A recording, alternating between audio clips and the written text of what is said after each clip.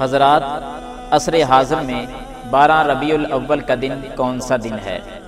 یہ وہی دن ہے جس دن خوشی کا نام لے کر بے حیائی کو فروغ دیا جاتا ہے، ثواب کا نام دے کر گناہ کمایا جاتا ہے، سنت کا نام لے کر بدعت کو رواج دیا جاتا ہے، نبی کے نام پر شیطان مردود کو خوش کیا جاتا ہے، دعویٰ عاشق رسول کا کرتے ہیں جبکہ بدبو گستاخ رسول کی آتی ہے۔ ہاں یہ وہی دن ہے، میلاد مصطفیٰ کے نام پر جشن اور بے حیائی رواج پاتی ہے۔ آپ پوچھنے میں حق بجانب ہوں گے کہ گستاخ رسول کی بدبو عاشق رسول سے کیسے آ سکتی ہے، جشن کے نام پر بے حیائی رواج کیسے پا سکتی ہے؟ آپ میری باتوں کو تعصب کی پٹی اتار کر انصاف کے ترازو میں رکھ کر ذرا تولیو تو صحیح اور اپنے دل سے حق کا فیصلہ لیجئے۔ آپ دیکھیں گستاخ رسول کی بدبو کیسے آتی ہے۔ حضرات، کیا آپ دیکھتے نہیں کہ جشن عید میلاد النبی کا جب دن آتا ہے، یعنی 12 ربیع الاول، گاڑیوں پر بیت اللہ بنا کے رکھا جاتا ہے، بیت اللہ کی شبیہ بنا کر اس کا ماڈل بنا کر رکھ کر گلیوں میں گھمایا جاتا ہے۔ اسی طرح رسول اللہ صلی اللہ علیہ وسلم کا روضہ پاک بنا کر گاڑیوں پہ سجا کر گلیوں میں گھمایا جاتا ہے۔ اسی طرح گستاخی اس حد تک بھی پہنچی، جیسا کہ آپ دیکھ بھی رہے ہیں کہ 12 ربیع الاول کے دن نبی صلی اللہ علیہ وسلم کا روضہ بنایا گیا۔ کس جگہ پہ بنایا گیا؟ لا حول ولا قوت الا باللہ، ایسی جگہ پہ بنایا گیا، گندا نالا بہ رہا ہے، گٹر کا گندا پانی ہے، اوپر میرے پیغمبر صلی اللہ علیہ وسلم کا پاک روضہ بنایا ہوا ہے۔ گستاخی کس کو کہا جاتا ہے؟ پھر بھی کہتے ہیں کہ جو جشن مناتے نہیں وہ گستاخ ہیں۔ گستاخی کس کو کہا جاتا ہے؟ پاک روضہ گٹر کے گندے نالے کے اوپر بنا کر ثابت کیا کیا؟ الیاذ باللہ، استغفر اللہ، نام نہاد عاشق جو ہیں یہ گستاخی اس طرح کما رہے ہیں۔ لوگ اس سے بھی آگے بڑھ گئے، نبی صلی اللہ علیہ وسلم کا استقبال کیا، 12 ربیع الاول کو جھنڈیاں لگائیں، جھنڈیوں کے اوپر نبی صلی اللہ علیہ وسلم کے نعلین کا نقش بنا دیا، چوکوں میں اس کو لٹکایا گیا۔ استقبال کس کا؟ رسول اللہ صلی اللہ علیہ وسلم کا۔ لا حول ولا قوت الا باللہ، نبی کا استقبال نبی کے جوتے کے ساتھ کیا گیا۔ لا حول ولا قوت الا باللہ۔ اس سے آگے بڑھیں، دیکھیں اسی نالین کے اندر نبی صلی اللہ علیہ وسلم کا پاک نام بھی جوتے کے اوپر لکھا گیا۔ صرف نام ہی نہیں، محمد الرسول اللہ صلی اللہ علیہ وسلم بھی جوتے کے اندر لکھا۔ گستاخی کس کو کہا جاتا ہے؟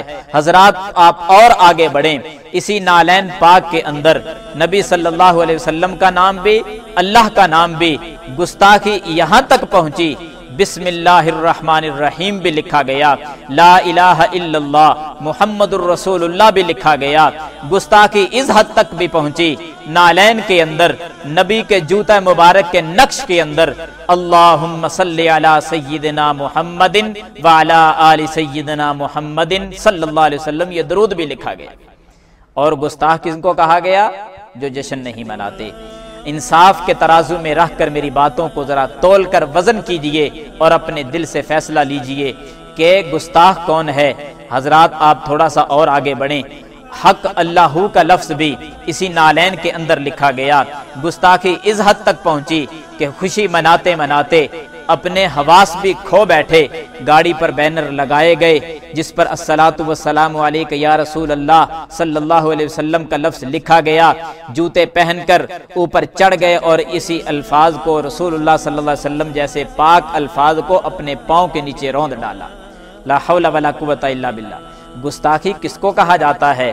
حضرات، اگر آپ تھوڑا سا اور آگے بڑھیں، گستاخی اس حد تک بھی پہنچی ہے کہ سینمے کے آگے بینرز لگا دیے گئے، اشتہار اس خوشی میں اوپر لکھا گیا جشن عید میلاد النبی صلی اللہ علیہ وسلم کی خوشی میں آج 4 شو ہوں گے۔ لا حول ولا قوت الا باللہ۔